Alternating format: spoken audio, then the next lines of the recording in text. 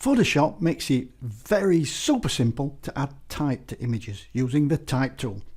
In this video we're going to look at how that works.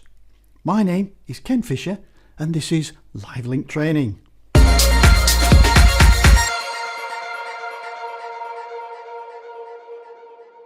Right, let's get started. To select the type tool, I'm going to tap the T key on the keyboard. Now to make sure we're all starting in the same place, I'm going to reset. So I'm going to go up to the big T at the top here. I'm going to right click and set Reset Tool. Now at the top here, we've got now the Tool Options bar, which is all the options for the type tool. Now we can go and we can select a font. So I'll go and select, let's say, Impact. And we can choose a font size, let's say 16, see what that looks like. And we can check the alignment, I'll do it center aligned. And we can change the colour. Now if I click on this little colour dropper here, if I move into the image you'll see I've got a little eyedropper, so I can actually select a colour from the image itself, or I can select a colour from the colour picker. Just for now, let's select one from the image. I'll select a little bit of a lighter one, so one of these colours, something like that. And I'll click OK, and then I'll type something. So let's type the Age of Steam. And now if you see, if I move my cursor inside, it turns to a little I-beam. That means that Photoshop thinks I'm trying to rename it.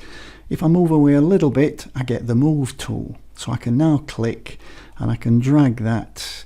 Oh dear, not made a good job of that, have I? No, let's go back and change that. Oh, well, I've the Age of Steam, that looks better. And I'll just put it in that corner there. Now if I want to resize the type while I'm editing it, and you can tell that it's in edit mode because I've got this flashing cursor and I've got a little bit of an underline.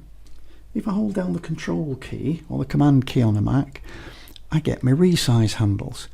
And if I hover over a corner, I can drag to make it bigger or smaller.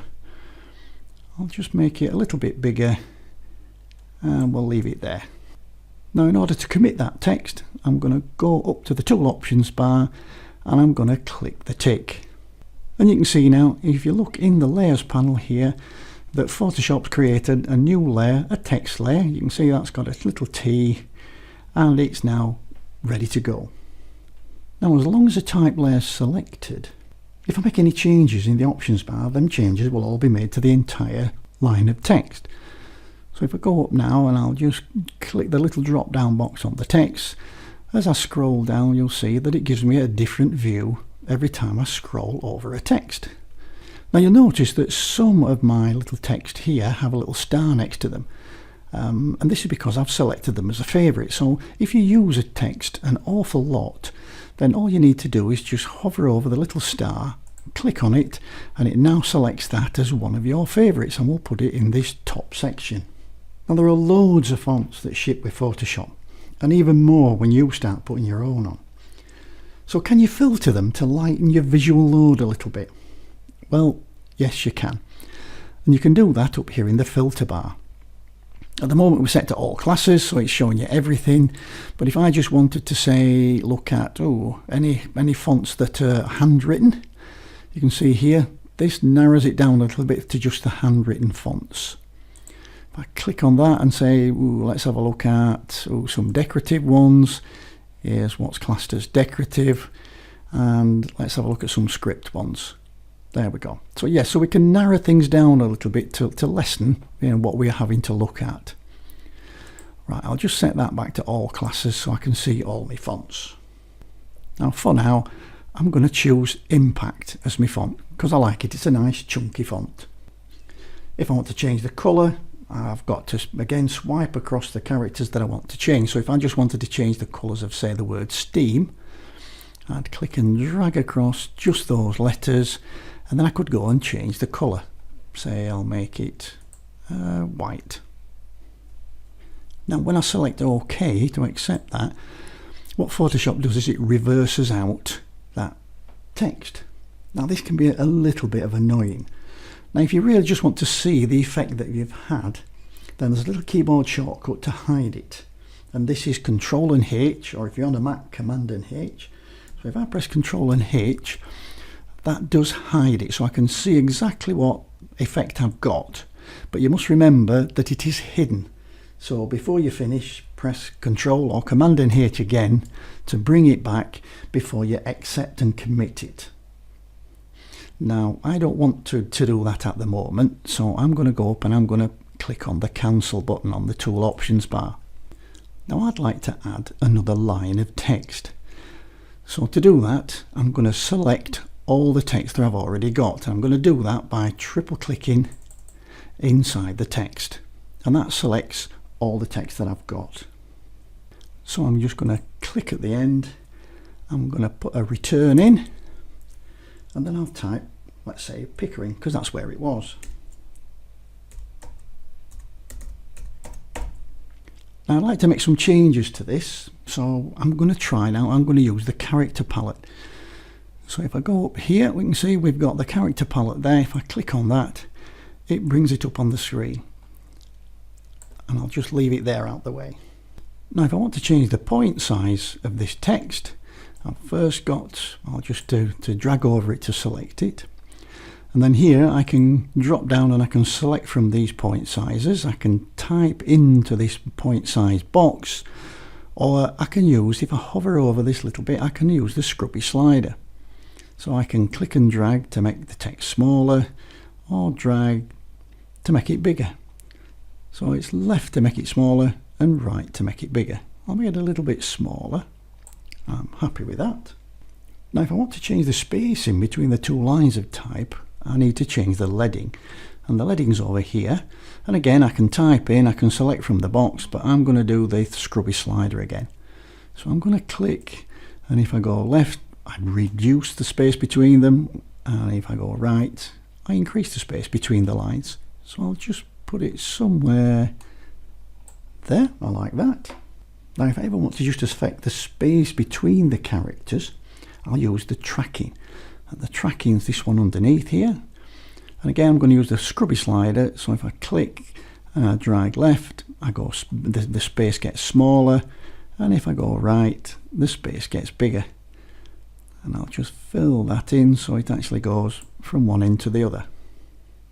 Okay, to accept these changes, I'm just going to go up to the Tool Options bar and I'm going to click the tick. Now the text doesn't really stand out enough from the background, so I'm going to add an effect just to try and separate it. We'll try with a drop shadow to start with. So I'm going to go to the layer in the Layers panel, and over at this side there's a little secret area you can double click, or you can go down and click the FX icon at the bottom of the Layers panel. And we'll try a drop shadow. I'll just move that out the way while we look at it. Now the drop shadow structure, let's have a look. We've got a distance, so we can actually move the drop shadow out a certain distance. We've got an angle, so we can change the angle that it goes at. Let's have it this way. We can move the distance a little bit. We can move the spread, so we can basically make it softer.